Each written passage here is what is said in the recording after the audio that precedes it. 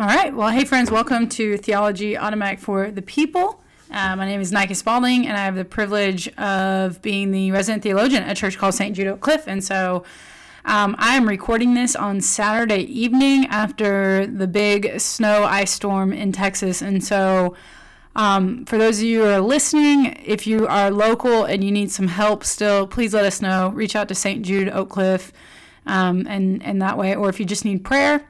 And for everyone, I hope that your power is being restored and your warm water and your drinkable water. And these are strange days. You know, there have been like funny memes of like, you know, in 2020, we learned to stay home. In 2021, we learned whether or not we had survival skills. And I think humor is good. I think it's a necessary way to like get through hardship. But it's painful. Like this is just, these are strange days. And so, so all that to say, my heart just goes out. I had power all week and water. And so, it wasn't as hard of a week for me. It wasn't a hard week. I'll just say that. And so, so all that to say, you've had my prayers and my concerns, because when you're not struggling to stay warm or find water, you have time to think about these things. And so my heart has been heavy all week. And so, so anyways, that's my way of saying I love you guys. And I'm sorry if you all had to suffer. I know all suffering's relative. Don't give me that first world problems business. It was still a hard week for so many. All right, now I'm just babbling. We are doing week 5, which we're going to talk about Naaman. And Naaman is a character that we meet, a character. He's a real person. He's a character, whatever, that we meet in the story of 2 Kings. And if you've heard this story or you've heard like Naaman the leper or all that, we always usually associate him with leprosy. That's who we're going to be talking about. And so I'm excited for this week. I was finalizing the details this morning, and I think I think you'll see why, but I think the Lord's just been pressing into me certain messages over the last few weeks. And this one dovetailed right into what I believe God's teaching me personally. And so I'm confident he will teach you all what it is that he's hoping you all will learn. And so that's what we're going to be doing. But as always, the goal of all Christian instruction is greater worship, which means we start every week with worship to center our hearts on the one in whom we are trying to stir greater affections toward. And so this week was bonkers. And so rather than giving you passages to read, I was thinking, let's do something a little bit outside the box. So, one of the things that I developed in seminary that was missing from my body of theology, my knowledge, was this understanding of a theology of beauty and how that all good and perfect things come from above, and that must include beauty. Like beauty is this transcendental, like God is the source of all beauty. And just like God is the source of all love, he's the source of all truth, God is also the source of all beauty. And so when we see things that are beautiful, whether it be sunrise, flowers, our lovers, whoever they are, that sounded weird, whoever your lover is, your appropriate lover is, like there are responses to beauty that can be formative. And we need those in a broken world, right? Beauty reminds us that this is a God-made world full of God-made stuff that reminds us that God is good and right and beautiful and true. And yet we know that the cosmos are broken and there's sorrow and suffering all the days of our lives. And these two things have to hold hands, because if you only, talk about the beauty, oh, everything's good, people are going to be like, what are you, some sort of Pollyanna with rose-colored glasses? Like, no. And then if you only focus on suffering, you forget that there's beauty in ashes, that God brings new mercies every morning, that God restores to us the years that the locusts have eaten, that even the heavens declare.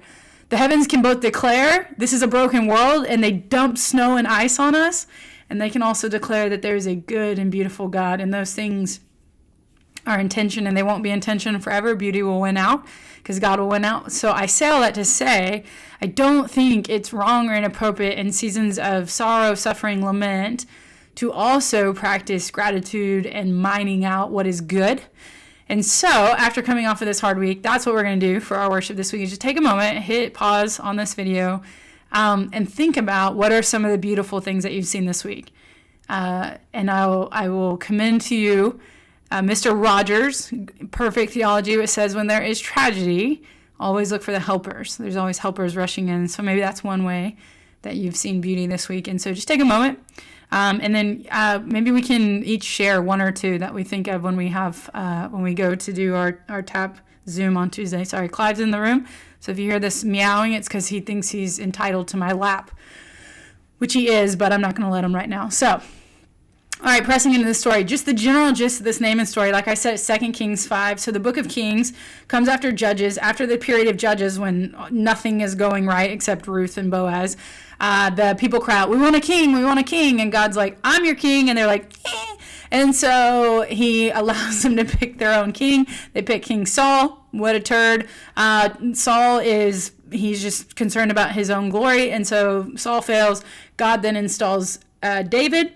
David has good moments, bad moments, right? I mean, his story is in the book of Samuel. We see a lot about his story.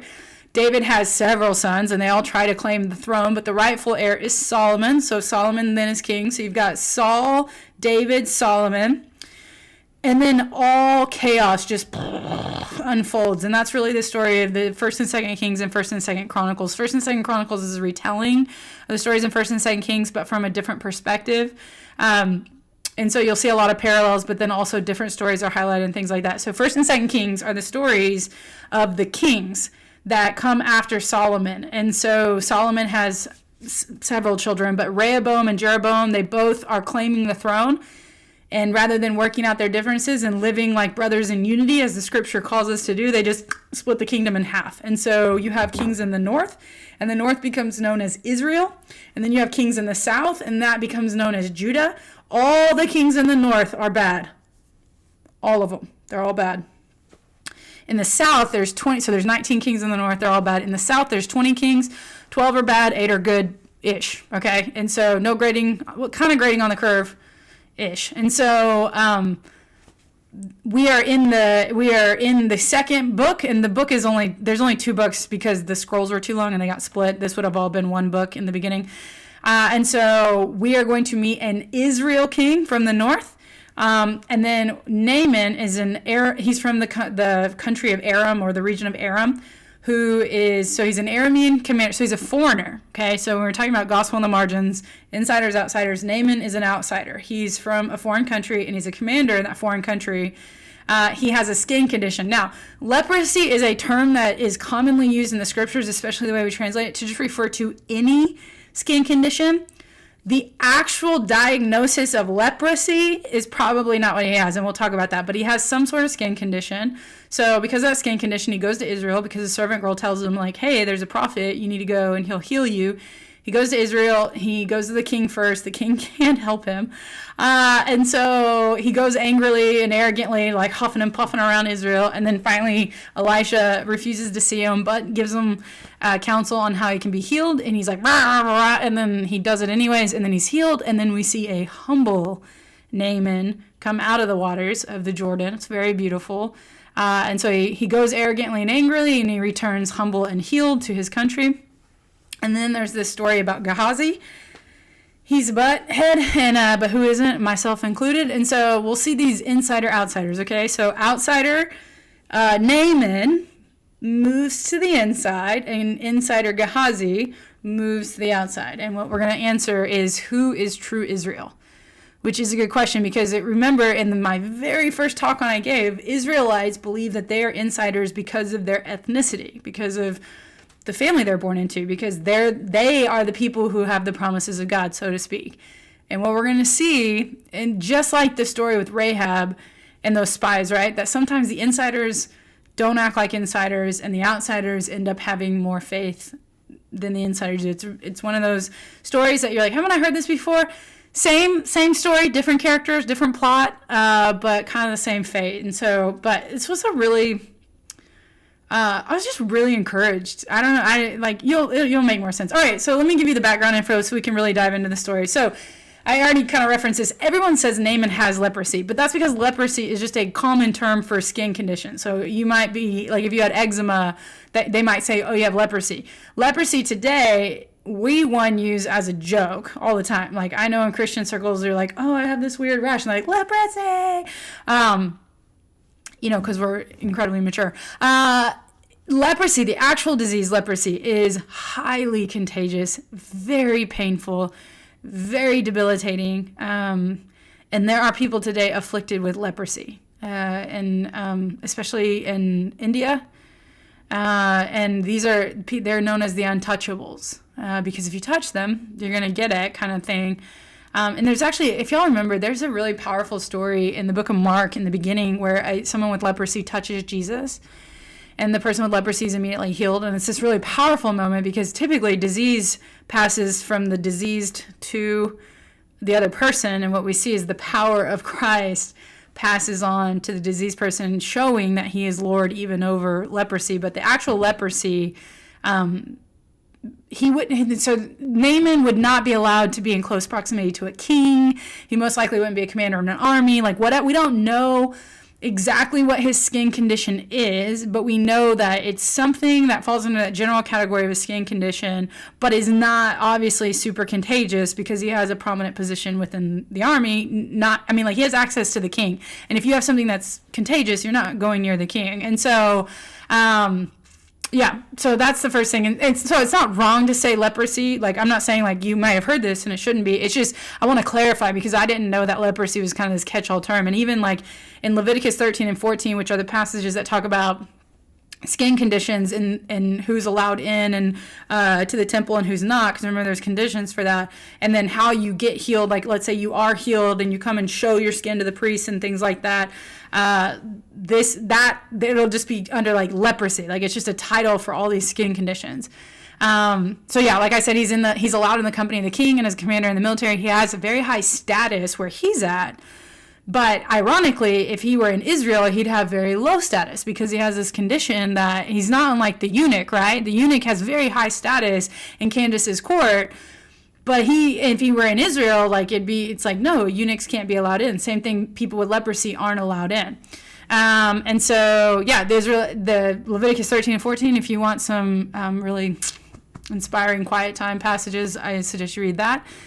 Which I have a funny story to tell you. When I was in college, I used to work for these FCA camps in the summer. So we put these camps on the University of Oklahoma campus and bring in all these little kids and play sports with them and teach them about Jesus. And there were these leaders that were, I just spit and I think it might have hit the camera. There were these leaders that were in charge of all of us. There was us leaders, and then there was a group above us that were older leaders who were in charge of us and sort of discipling us that week and training us and preparing us. And so one of the things they'd do is they would write letters to people, encouraging Bible verses, and these leaders were hysterical, and I had so much fun with them. And they would always send me Bible verses that they'd find in Leviticus talking about this kind of stuff. They're like, hey, Nika, just the Lord put this on my heart today, and it'd be like, go show your boil to the priest, and if he deems you clean, random. So they have a special place in my heart, Leviticus 13 and 14. It matters so little to Naaman, right? If someone were to be like, Naaman, you can't go into the Israeli temple, he'd be like, what? Why would I care? But we're going to see why this matters in the end, because we're going to see a role reversal also. I realize 2 Kings 5 is not everybody's go-to Bible story, and I imagine that there are times that I've taught from in this class, and you'd be like, oh, I know that story of the Ethiopian eunuch. I know that story of Ruth. This is probably not one that you probably oh, I remember that story. Or maybe you do, but you were there might be a chance that you were taught it in such a way that maybe, this is my long-winded way of saying, go read 2 Kings 5 if you haven't in a while, because I want you to know all the characters so that when I reference them as we keep going, you'll know what I'm talking about. So hit pause, go read 2 Kings 5, yada, yada. That way you know what I'm talking about. So, because in the beginning, it doesn't matter that Naaman can't go to the temple. Why would he care, right? He doesn't care. Same thing, why would a eunuch care? Until they become Yahweh worshipers. And so we'll see why this matters in the end. Aram versus Israel. So they are feuding countries. They're not best buds. They're not in wartime right now. But they could be. And we know that in the very beginning it says Naaman, commander of the army of the king of Syria, was a great man with his master and in high favor, because by him the Lord had given him victory to Syria. He was a mighty man of valor, but he was a leper. Now the Syrians, on one of their raids, had carried off a little girl from the land of Israel. Okay, so at the very beginning of the story, we're learning. So it's so funny. These stories try to set up for us just how outside these people are. He is a commander in an army in a country that, why am I saying Arameum, y'all? Hold on. I don't know why I keep saying, these should be saying Syria. Anyways, so he's a leader in the Syrian army. He is, and we know from the very beginning, not only has he fought Israel, he's beaten Israel. So he is a foreigner, okay? So already we're on the outside. He is in a country that has fought Israel, has beaten Israel, and he's the leader of those things, right? So it's not like he's just like in Syria and he's like, oh, these guys went to war against Israel and like I was here, I didn't have anything to do with it. Like, no. He would have literally battled the Israelite army of the ancient days, and not only done it, he carried off the spoils of war, including a child. Okay, so we're like it's hard to even like this guy, if you're being honest. Like when you meet this guy in the story and you're just like, I don't know if I like you, Naaman. Like, you're a foreigner who has kicked booty against Israel, and you carried a girl off and made her a slave in your home, a servant in your home. Like, I don't even know if I like you, okay? So that's part of the background story. Is we are introduced to Naaman, and we're just like, I don't really, okay. At the time, when you heard about this prophet from Samaria, which is funny because he's the prophet for Israel, but anyways, he's Elisha. Now, if you remember, Elijah is this incredible prophet of the Lord who rains down fire from heaven and takes out all the Baal folks, and then Elisha becomes this younger prophet that accompanies him because when Elijah cries out to God, God gives him food, he gives him rest, and he also gives him a friend, and his friend is Elisha. Elijah is then taken up by the Lord. It's like on one of those weird stories that we hear about Enoch and Elijah. And Elisha becomes the prophet who has this double portion because he's able to see Elisha go up to heaven. So he's the one that is with the Shunammite widow. He's a prophet. And he's a man of God. He's important. He's powerful. He's faithful. Good guy. Okay, so that's who Elisha is. That's the prophet that we're going to hear about. And then King Joram is the king of Israel. I put check this in parentheses. While I was making the slides this morning. I'm pretty sure this is right. Y'all, I meant to check this. This is so funny. And also why I'm saying, y'all, my slides are a mess. Forgive me. I was doing them in a coffee shop. Clearly, I was amped up on caffeine. So anyways, I'm pretty sure that was King Joram. I'm pretty sure. Either way, it's a northern kingdom. So already we're like, Northern Kingdom, probably not the best guy. He's not named in the story because he's kind of inconsequential to this story. So anyways, Naaman's commander of an enemy army who has already stolen a servant girl among other things from Israel, and he's afflicted with some sort of skin condition. That's the background. That's what I'm getting at. We don't necessarily even like this guy. He's definitely an outsider. He's got this nasty skin condition. He's an oppressor of people. He's not, he plays for the bad guys, and not only does he play for them, he's like their best hitter. He's like their big slugger. Like, okay. So how's God going to deal with him, right? Like, here's this guy who's bad, and he's bad. I mean, he's a bad guy. If we're watching a movie, he's a bad guy, right? If the scene's unfolding, he's not one of the X-Men. He's one of the guys that you're like, how, and then the question is, so what's God going to do with him, right? He's got this skin condition, and you're just like, stinks to stink, doesn't it? I mean, that's your bad. Okay, so that's our background info. So now let's really get into the story. He's a desperate man, okay? So we learn this, and we know this because he has taken off this young girl from war, right? And this girl, it says she's a servant, and she would have been the servant to Naaman's wife. And the little servant girl, who is not named, says, oh, if only my servant had been able to visit this prophet in Samaria, he would be healed. And we don't even get a ton of details. Like, we don't know if this was a game of, like, telephone where the girl told the wife told Naaman, and then Naaman, like, we don't know a lot. What we do know, our servants are really important in this story. You're going to see them a couple of times, and you're going to see both faithful as well as unfaithfulness in the servants. But we know he's a desperate man because think about it. Why would you leave your country and go to an enemy's country to seek out someone to heal you? It means either you've tried everything in your country or you just think this other country has answers that you don't have, which is that we don't get any indication that Naaman thinks that. We just think like, and when do you listen to a child? Like, I want to be honest with y'all, if I went home and I had a rash and my niece were like, hey, if only you had blah, blah, blah, because I saw on a YouTube that this will fix your... I'm not going to listen to her. I'm not listening to some 9-year-old. Like, I'm going to get on like every normal person and go to WebMD and find out that I might possibly have cancer like every other person does when they have anything. Like, I'm not listening to a child when it comes to this, unless I'm desperate. And I've tried everything else. And so we see Naaman doesn't ask a lot of follow-up questions. He's told by this young girl that there's a prophet that can heal him. He immediately goes to the king and is like, hey, king, it's a Hail Mary, but I mean, I feel like I need to go to this enemy territory. So the king and Naaman go, okay, great, you can go.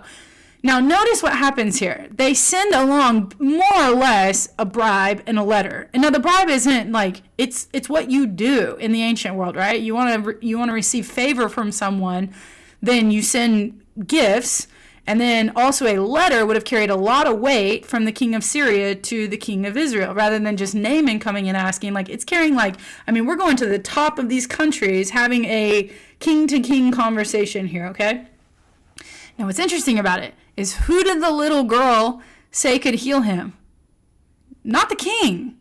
She said a prophet could. And what's interesting is you can tell the Syrian way of thinking thinks that there's nothing the prophet does that must not be in accordance with what the king wants, which is not true. I mean, the prophets and the kings, now, kings certainly had prophets that tickled their ear and said things that they wanted to hear. But historically in Israel, prophets are separate from the kings and they speak for God. So many, many, many times they're the ones rebuking the kings. Like, they're the ones so you can see, like, Syria doesn't understand how this works in Israel, right? Like, they're sending this letter to the king, but really, he should have just gone straight to Elisha's house. And so, but anyways, he's desperate enough. And so he sends a letter to the king of Israel. And you're like, okay, that's not going to help you. So he gets to the king of Israel. And the king of Israel is a doofus. And so he's like, how am I going to help you? Because he's thinking. Now, keep in mind, the king, this is a foreign enemy coming into your land with a letter saying, can you please help my commander? Now, this could be a trap. This could be a setup. This could be a genuine request, but the king of Israel's like, I don't know what you're talking about. Like, I can't help you here. Okay? And so he like tears his clothes and he's like, this king is seeking a quarrel with me. In other words, he's asking me for something that I can't do, and he must be doing it because he wants to fight. He's picking a fight, essentially. And so he's super upset because he doesn't know. Now, think about this. Who should the king of Israel be serving first and foremost? The answer is, of course, God. The answer is Yahweh. He's supposed to be the earthly representation of a heavenly king. Like, when someone comes to you and says, I've been told that you can heal, or someone in your land can heal, what should you be thinking? Well, I serve the only God of the universe. So if there's any shot of you being healed, yeah. And so you should send them to a priest or a prophet, or you should pray for him, or you should send him to the temple, right? I mean, like, this is the whole point. It's like he's being sent to the king, and the king's like, I don't know what I'm going to do. So thankfully, Elisha is the only adult in the room, and Elisha hears the story, and he's like, King, and he says, but when Elisha, the man of God, heard that the king of Israel had torn his clothes, he sent to the king saying, why have you torn your clothes? Which I just think is hilarious. Why have you torn your clothes? Let him come now to me, that he may know that there's a prophet in Israel. So Naaman came with all blah, blah, blah. Okay, so thankfully Elisha's like, you big doofus, just send me the man with the leprosy. So Naaman's told, hey, go to Elisha. So Naaman shows up, and we're told Naaman comes with horses and chariots, right? The whole point is he comes with pomp and circumstance. He comes, right? He's got all these like monetary gifts that he's preparing to give. He's got this letter. He's really important. As an outsider, he's got very, very high status, and he expects that status would be honored, because remember, we're in an honor-shame culture. So a guy of his high status has expectations for how people are going to respond to him, how they're going to obey him, how they're going to greet him, how they're going to, like, in an honor-shame culture, this stuff is almost demanded if it isn't given. So Elisha comes, and he's like, hey, send him to my house. Naaman shows up at Elisha's house. And Elisha just sends a servant. So here's Naaman, this incredibly high status probably wealthy, very powerful man from Syria, shows up with his horses. Probably had somebody get out of the chariot. Naaman's here. And Elisha's like, yeah, I'm just going to send my servant. So Naaman's mad. He is so mad. But, that's what Elisha's doing. He's sending a servant. He's like, hey, go to the Jordan, dip yourself in it 7 times. And Naaman is furious. Now, what's interesting about this story? Naaman came because he was desperate, right? Like, he came all the way. Not that, it wasn't like as far as like coming from Ethiopia, but he came a long way because he's desperate and he's hopeful. Clive, hey. Children, y'all. So he is a desperate man. He goes to the prophet and he's told to do something very simple. Go bathe yourself in the Jordan 7 times. Go dunk yourself 7 times in a river. This is not hard. Okay, Elisha didn't say feast or fast for a month. He didn't say give away all your money. He didn't say you have to leave your mother and your father's house and journey 1,000 miles on foot with no water, right? He didn't. He says go bathe in the Jordan 7 times. So why is Naaman so upset? Because it's an honor-shame culture. And he is a desperate man and an arrogant man. And that's not a good combination. So Naaman is so mad. He's so mad. You hear his internal thought. I am too important for this ridiculousness. If y'all remember Brian Regan, the comedian, he talks about the me monster at a party. He's like, me. That's Naaman. So, again, servants save the day. Naaman has servants with him. Maybe they just don't want to go back to Syria without trying this. Maybe they're just smart people who are like, hey, we're humble enough to know, like, maybe if this prophet, tells you to do something really simple, like maybe you should do it. Of course, servants have low status, so maybe they also don't even empathize with his, like, okay, yeah, you've been snubbed, but like, so what? We live our whole lives snubbed, like, go get in the water. Who knows? But here come the servants. Hey, why don't you just do what the prophet says? So Naaman does. Naaman goes and he bathes in the Jordan, and he does what the prophet says while having a bad attitude. And God saves him. God restores him. God cures him of this ailment. Think about that. He comes angrily, stubbornly, frustratingly, arrogantly. He doesn't go in the water and go, oh, by Yahweh's name I believe. He goes in the water and he's like, And then the word that's used of what happens here is shuv. Shuv. It's a variant of shuv, which is interesting. Because the word shuv, which they're saying about Naaman, is like he's been turned, he's been washed. And they're using it in a very literal sense. But that word shuv in the Hebrew can also mean repentance. There's something really... Anyways, Cat's cleaning himself on the film. That's great. The word shuv can mean repentance. And so there's something really powerful happening here. Like, Naaman goes into that water and he comes out a different man. Not just that he's healed physically, but he has this conversion experience. Truly, he has a conversion experience. And we don't know this yet, but we know this as we just keep reading a couple of verses. Something happens in that water. He goes down an angry, arrogant, pagan man, and he comes up out of that water, out of the waters of Jordan. He comes out of those waters a different man. It's a really powerful scene. And so he's a changed man. He's a changed man physically. He's a changed man spiritually.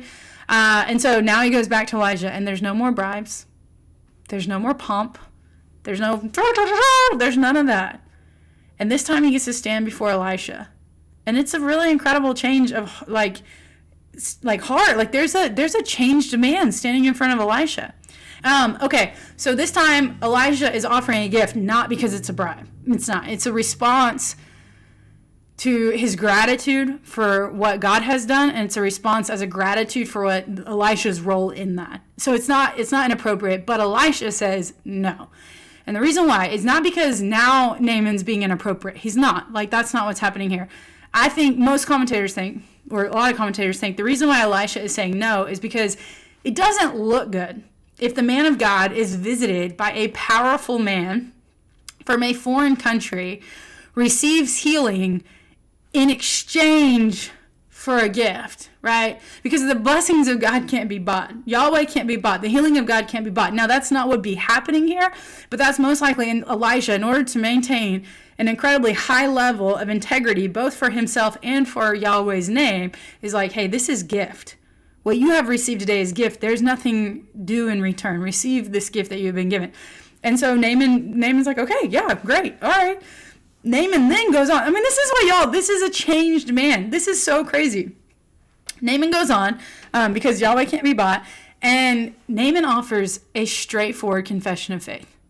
Like, we get this conversion post-conversion life, which normally we don't. Like, we don't see how people live. And it's a really interesting thing.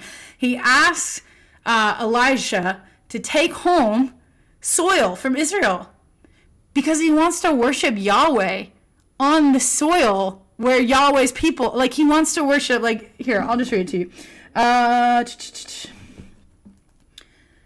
Wash yourself 7 times, behold, blah, blah, blah. Blah, blah, blah, blah, blah. My father is blah, blah, blah. So he went down and dipped himself 7 times in the Jordan, according to the word of the man of God, and the flesh was restored, blah, blah, blah.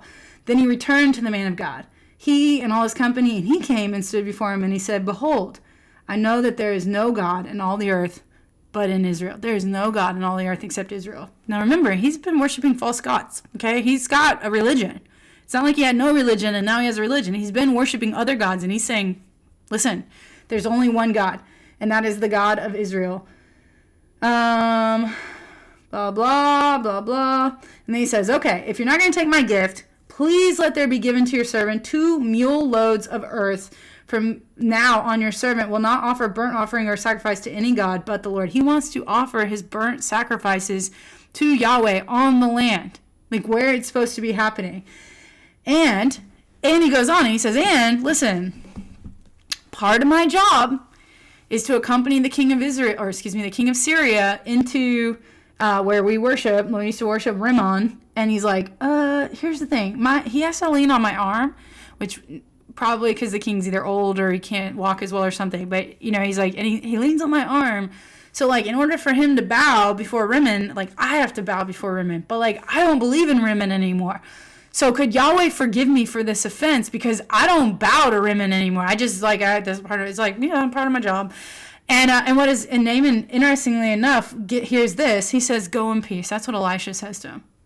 Okay, y'all, I think this is wild, okay? Because, so, one, that man comes out of the water, a different person. He comes up to me and he's like, hey, there's only one God in all the world, and it's the God of Israel. Awesome. Naaman's now a Yahweh worshiper. Then he's like, hey, I'm thinking about my future worship experiences, and I want to do it the right way. So can I take 2 mule loads of soil? And Elijah's like, yep. He's like, oh, and here's the other thing. I'm the commander. I'm like the right-hand guy to the king of Syria. And we kind of worship this guy named Rimmon. And part of my job is bowing to Rimmon, but I don't bow to Rimmon anymore. I bow to Yahweh. Is that going to be can he forgive me? Now, y'all, I think this is interesting because I think if you were just to give a case study, you didn't tell people this is from a story, and we were like, hey guys, I was at this, I went to a worship experience, and this guy accepted Christ, but part of his job is to be with to take care of his dad. His dad's really old, and then every night his dad bows before this man-made idol thing because he believes that the idol's been protecting his family for all this time. And this guy who's now accepted Jesus, he helps his dad bow, and he's asking is it okay that he bows even though he doesn't believe? And I think that many of us would go a route where we'd be like, no, that's an offense to God. You can't help your dad anymore do that. You need to find a new job or someone else to care for your dad, or you can't blah, blah, blah, or fight with your dad and tell your dad he's wrong, right? And what's interesting is Elijah, okay, hi. What's interesting is Elisha just tells him, go in peace. I think this is an interesting case study in what does it mean post-conversion for people who are still figuring this out. And they have jobs and they have, there we go. And they have jobs and they have expectations and they have family ties, right? It's a really interesting thing that is happening in this story. All right, now enter Gehazi. Okay, this guy is the servant of Elisha. Okay, Now I want you to think about servants, the role servants have played. We have this servant girl who, because of her, Naaman's been sent on a journey that literally saves his life. Not just from the skin condition, but now he's a true worshiper. It's pretty incredible. Naaman also almost blows the whole thing because he's arrogant, and servants step in, and they're like, hey, why don't you just go dip yourself in the Jordan 7 times? Why don't you just go do what he says? And he does, right? So servants have played the role of, like, not savior in some big sense, but really, I mean, savior in the sense of, like, they're saving the story. Y'all know what I mean. I'm not saying they're godlike. I'm just saying, like, they've really saved the day multiple times. So now we hear that there's a servant of Elisha. Now, this should be a good character, right? This guy serves at the pleasure of a prophet in Israel. And Elisha is a really good prophet. He's a big deal. And Gehazi is one of his servants. And you're like, oh my gosh, this is great, right? This should be a good moment. But here's the thing. Remember, Naaman's an enemy when he comes into this story. So in some ways, you kind of understand Gehazi because Elisha refuses these gifts, right? He's like, I'm not going to do it because Elisha has integrity. But you got to imagine Gehazi's probably like, that's our silver anyways. This man owes us. He is our enemy. And he came here and you healed him because you're a good guy and all. But don't we deserve, like, to get back the stuff that's ours? Which, it's not right. But you kind of understand it, right? So enter Gehazi. Gehazi decides to run down. It says he, like caught up to Naaman. And Naaman's already offered the gift. So he's like, great, what do you want? And he's like, hey, can I have your stuff as a gift? Like, we have this situation. And Naaman's like, yeah, I mean, what does he care, right? So he's like, sure, great. So he gives him the gifts and all that. But what's really interesting, is Gehazi uses similar phrasing as Elisha, but in a really negative way. So in verse 16, Gehazi says, in verse 16, this is Elisha speaking. He says, as surely as the Lord lives, before whom I stand, I will receive none. So when Naaman is asking for a gift, Elisha says, as the Lord lives, that's the key phrase. And then he says, before whom I stand. Contrast that in verse 20. Now Gehazi is saying it, and he's going, the servant of Elisha, the man of God, said, see, my master has spared this Naaman in Syria and not accepting from his hand what he brought. As the Lord lives, notice, no before whom I stand, which is pretty important. You stand before God. As the Lord lives, I will run him down and get something from him. Not a good contrast, right? You got Elisha who recognizes God is alive and I stand before him. And because of that, I will not receive these gifts from you because it confuses people as to what the blessings of God are and how you acquire them. And they are freely given, man. They are freely given. And Gehazi's like, as sure as the Lord lives, I'm going to go get something from that bro. And so he chases him down. And then Gehazi gets what he needs. Not even hard, right? Naaman's like, oh, great, whatever. He doesn't know any better. And then he runs back. And here's the thing. Prophets, they just kind of have a direct line to God. So not good people to lie to because you're going to get caught. So Elisha asks Gehazi, hey, where have you been? And Gehazi's like, your servant hasn't really been anywhere. And he says, your servant. And you're just like, really, Gehazi, really? And so he lies, and he's confronted by Elisha, and then there's this thing called talionic justice, where often the punishment literally fits in kind the crime. And so Gehazi takes advantage of Naaman, the man who had leprosy, and he basically does something wrong before the eyes of the Lord, and so he's given what Naaman had. And so because Gehazi wanted to harm Naaman, he's now given what Naaman was cured of from the Lord, and so he is given whatever this leprosy is, whatever this skin condition is, and so Gehazi gets what Naaman had. Which brings us to the big question that I think this story is asking and answering, which is, who is true Israel? True Israel can go to the temple, right? I mean, this is the idea, right? It's also people who say, yes to Yahweh. So there's this idea of like insiders, outsiders, right? And I think people who are like, oh, I'm from this tribe of so-and-so. I'm Israeli by blood. I'm Jewish by blood. Therefore, I am true Israel. Like these stories in the Old Testament where people, that's their line of thinking. Story after story after story that we keep learning and reading from is like, no, that's not how it works. True Israel is who says yes to God, who says yes to all that Yahweh has given them, who says yes to being in a covenant with him, who says yes. That's who's true Israel, right? And what's interesting is because Naaman eventually says yes, because he says, okay, I'll go bathe myself 7 times. And what's interesting, he doesn't come like, he's not an example to follow. It's not like, if somebody were like, well, I'm going to go share the gospel with this person, and I'm like, hey, just put your faith in Jesus. They're like, fine, I don't want to, but fine. I'm like, oh my goodness. But you know what? It's because God's doing all the heavy lifting. That works. Right? Whatever measure you eventually say yes, even if you come kicking and screaming, if you ultimately say yes, well, then that's effective because God is the one who makes it effective. And so true Israel is because Naaman eventually said yes. And I don't know how many dunks it took. I don't know if 1 was like, 1, this is stupid. 2, I hate Jordan. 3, this is ridiculous. 4, oh, you know what? Maybe this is 5. Oh, well, who knows? Maybe God with 6. Oh my goodness, what's that? Right? I don't know how this worked out for Naaman, but I know he came back a changed man. And guess what? He can go in the temple because he calls on the name of the Lord and he doesn't have a skin condition anymore. But Gehazi, who was the sidekick to Elisha, the priest, the prophet, like the guy, Elisha, and Gehazi is afflicted. He's afflicted. Now, it doesn't mean that God won't also heal Gehazi if he asks for it. It doesn't mean that that Gehazi wouldn't be loved by God. It doesn't mean that he's now permanently an outsider, but it is a picture. There's things that the story is not saying. What the story is saying is true Israel are those who say yes to God. Just like true kingdom of God today, true Christianity, are those who say yes to the work of God in our lives. And that work being, of course, the life, death, and resurrection of Jesus, the indwelling of the Spirit, the love of God poured out on all of us. Saying yes means that you become true children of God. And the answer to who that's invitation is extended to is to everyone.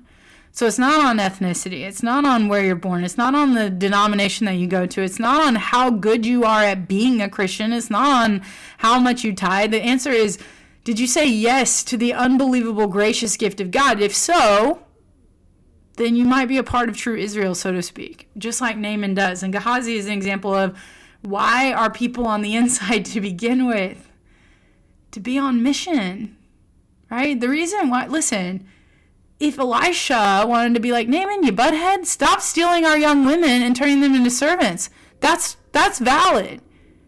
And maybe we'll do the story of Jonah, where Jonah does not want to go to Nineveh. He does not want to go to the Assyrians, right? Like, you can understand Gehazi. I can understand him. I'm like, forget you. But what's the point of election? The election is always for mission. So that when people who are our enemies become our family, that's something to rejoice in. That's something to celebrate. This is a miracle that Naaman gets saved. And if Gehazi understood his position on the inside as one who's there in order to bring the outsider in, then you're popping ancient champagne. Like you're watching Yahweh do something only Yahweh can do, which is to seek out and save the lost. It's an incredible story of transformation. It's an unbelievable story, and Gehazi misses it because either he's too frustrated or angry or he's greedy or whatever it is. Whatever it is, he cannot celebrate the good that God has done in the life of Naaman. And that's sad. That's really sad. All right, so what's our so what? Who is true Israel? And I think I've already answered this, but the point being, true Israel, true kingdom of God, true children of God, there are no outsiders. We keep saying it over and over again. There are those who believe and those of us who are. We believe not because we're good, not because we're right, not because we're smart, not because we're clever, not because we're good looking, not because we're rich, not because we're effective for the kingdom. It's because God is good. It's because God is good. And he sent out an invitation into our lives, and we, by the grace of God, said yes. And now he says, okay, let's go get others. And it's always let us, not let you. He can do it without us. He doesn't need us. But those of us who are true Israel, the Naamans of the world, the Rahabs of the world, the Ruths of this world, is because they say yes to what God is doing. It's incredible. And so we've got to say yes to what God's doing and then also encourage others to do the same. Naaman is going to return to an enemy country. Like, he's going back, and he's going to be asked about before Rimmon, and Elisha says, go in peace. And what are we to make of this? And I don't think there's an easy, parallel. Because I don't think that this is prescriptive necessarily. I think it's descriptive, but I also think it does allow for us to say, okay, these things are nuanced, right? So people who are new converts, to say, okay, you have to give up your job, you have to give up your family, you have to give up everything. And these are the things that we say oftentimes to people who come from Muslim countries, is we're like, it's easy, just say yes. And they're like, well, then my entire family is going to banish me. And we're like, oh, it's fine, you get a new family. And so what I'd say is, I think there's nuance here. Is Jesus worth everything? Yes. Yes. Is there wisdom, though, in the application of how we continue to worship him when we're in places that are hostile to him? Yeah, I think so. Yeah, and I also think, like, look, there are people who got to flee out of Jerusalem when there was persecution, and then there was Stephen, who stood there and declared the excellencies of God and looked up and saw Jesus standing for him, and he was stoned to death. Like, I don't have easy answers to this, but I don't think for most of us who are sitting on the sidelines can say that it's always this way. Like, my example earlier of, like, your dad asks you to bow before, like, I realize that's probably not going to happen, but, like, this is interesting. And commentators have a hard time, like, trying to figure out, what does this mean, right? And maybe it's the expectation he'll go back and share Yahweh with others. Like, who knows? I don't know. But what I'd say here is, it takes wisdom and the indwelling of the Spirit, I think, to figure out what does a life pleasing to God look like post-conversion. And for some of us who are in Christian homes, it's pretty seamless transition. And for others, it's, what does wisdom and kindness, but also fidelity to God look like? And I mean that. I think you have to be fidelitous to God, right? I do. I really believe that. But can you do that in ways that allow you to accommodate those you're still trying to love and serve? Like, can you bow to Rimmon, but you know you're not bowing to Rimmon? Like, you're like, I'm not bowing to him. I'm just helping this king. And it seems to be yes in this story. And maybe there are other stories that the answer is not yes. My point being, it's just complicated and it's hard. And I think this is an interesting story, and I have no answers. That's my point. Okay, Nick's servants. Thank God for servants. Also, don't make people servants. But it is interesting that in this story, there's all these people with status, like Naaman and the kings of Israel and Syria and Elijah. And yet, there's a little girl at the beginning of the story who really sets us off in motion. And then there are Naaman's servants who are like, what are you doing? Go bathe in the Jordan. And then there's Gehazi, right? Which isn't exactly the best example for servants. But I think we're supposed to take out of this that even in low status, that they have a lot of truth. They have a lot of things that the people with power can learn from. I mean, the king of Israel obviously has more power and status than Elisha does. And Elisha's like, why would you tear your clothes? Just send the man to me, right? So there's something really beautiful about these stories. We consistently see that those with low status end up being the ones that carry a lot of truth. Gehazi, of course, being the exception to that in this story. And that's, so there's always exceptions. I'm not saying every time you see a servant, they're the good ones. But you don't ever expect them to be the good ones. And that little girl really saves Naaman. And I don't know what happens with the rest of the story, but wouldn't it be neat when we got to heaven to ask them, like, how that played out? So, anyways, it's really interesting. The last shall be first. Excuse me. I want you to notice the parabolic nature of the faithful life in all these stories. And so, I mean this like a parabola, like like it goes up and down or down and up. Those who are last shall become first. Those who go high will be brought low. Those who are low will be brought, like, there's this thing that happens. And what I mean by the parabolic nature of it is Naaman's here, super high status, and he has to drop to here, to begging for help, and then he's invited into Yahwistic worship. Like, he becomes, like, a believer. It's an incredible thing. In Philippians 2, this is where we get this example, is that Jesus Christ did not consider equality with God a thing to be grasped, this thing to be held onto and gripped, but instead, he humbles himself. He takes on the form of a servant and becomes obedient, even to obedience to death on the cross. So incredible. Like, Jesus is equal with God in every way, and he chooses to lower himself. And then at the end of chapter 2, or in the chapter 2, that little poem that's in the middle of it, then it says, and then because of his willingness to be humbled, God then exalts him and gives him the name above every other name, so that every knee will bow and confess that Jesus Christ is Lord. It's really incredible. It's this thing. And so there is a thing that happens, I think, with people who are very powerful.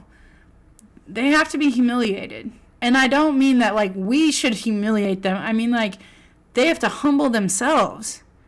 And I say humiliate because in this culture where it's an honor shame culture, it would be humiliating for Naaman to take the advice of some servant. So when he shows up to Elisha's door and it's a servant being like, oh, my master said to go bathe in the Jordan 7 times. Like, no man of stature is going to do that. It's humiliating to him. And yet, it's the path to his freedom, right? And our path to freedom was because the most powerful man that's ever walked the earth, the most honor-worthy man who's ever breathed oxygen, the man God, Jesus Christ, chose to be humiliated. And then he was exalted. And so the Christian life is one of us choosing lowliness, not loneliness, like low, L-O-W, lowliness. It's choosing a life of humility and sometimes humiliation. It means being obedient, even if obedience means that we're humiliated. And I know that people are like, I don't want to be humiliated. And I'm like, right, but I'm not saying like you go looking to humiliate yourself. Like I'm saying that the path of obedience is always the lowly, humble path. And sometimes it can be humiliating if we, live in a world that just values things that the kingdom doesn't value. Now, it doesn't mean we need to feel humiliated, right? I think maybe the first time we all did, like the first time we all hit rock bottom, like, yeah, it's humiliating. But then you you see Jesus there because he went as low as you can get, all the way down to death. And was a servant even to the point of death, and then he's exalted. And so, the servant girl knew more than the king of Israel. Y'all, she's like, if you just go to this guy, he'll heal you. And then he comes all the way to Israel, and he's like, what am I supposed to do? And it's like, well, maybe send him to Elisha. But anyways, the Bible is almost hysterical, I think. And if you tell these stories and they're just good stories, but they're real and they point to something greater. And so it's all that to say, like, if you have low status, I feel like you're almost primed to do good work from God, right? We expect kings and leaders to know things, to do things. We expect people with power to know and do things. Some do. I mean, my goodness, some do. But just because they have high status doesn't mean that they're effective. Sometimes the person that has the most profound knowledge and abilities and gifts is not the most powerful person in the room. Humility goes a long way. It goes farther than desperation. Naaman was a desperate man, and his desperation took him to a foreign king and then to a foreign prophet. But that's as far as his desperation was willing to take him.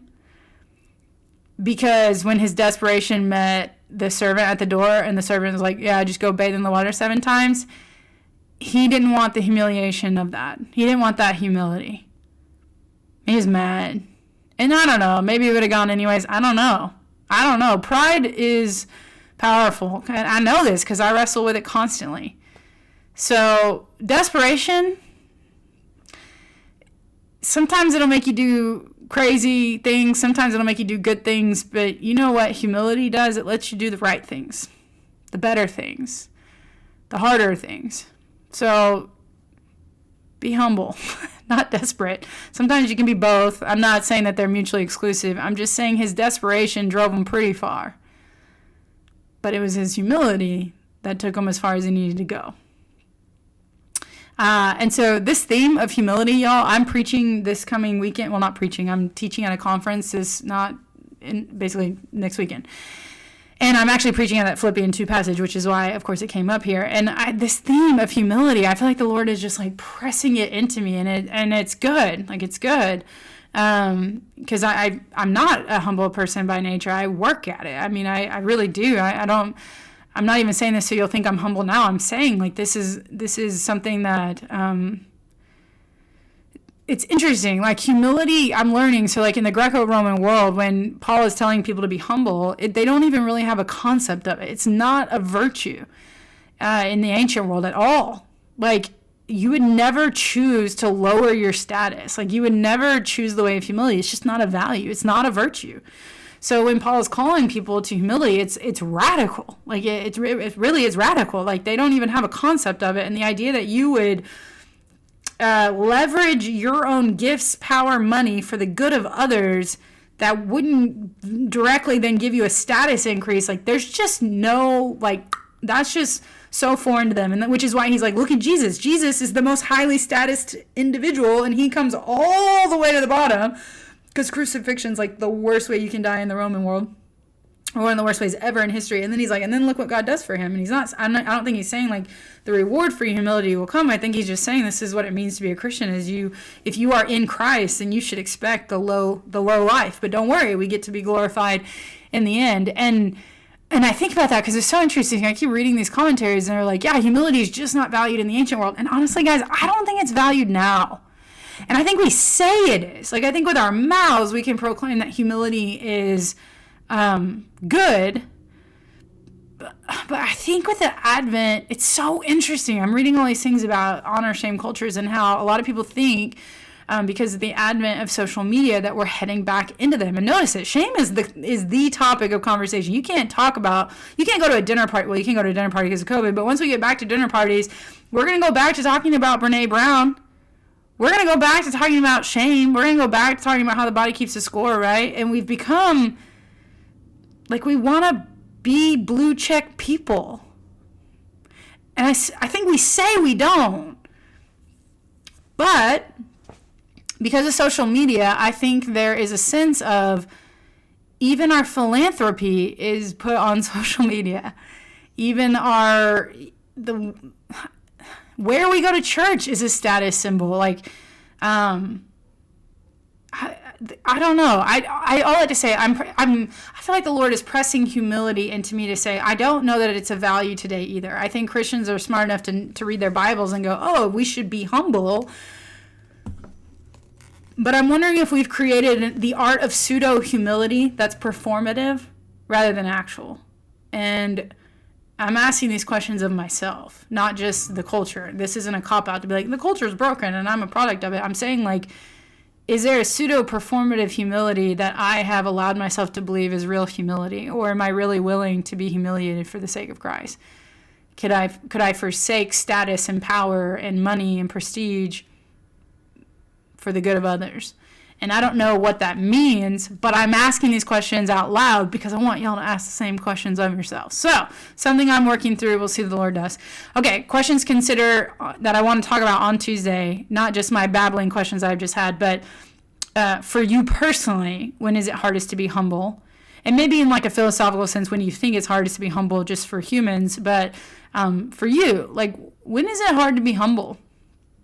And then, what are the parallels in Naaman's story to the Christian life? So, for example, when else do you go down into the water and you come out changed? And then, how do we become humble? And I mean this. This is a question that I'm wrestling with a lot.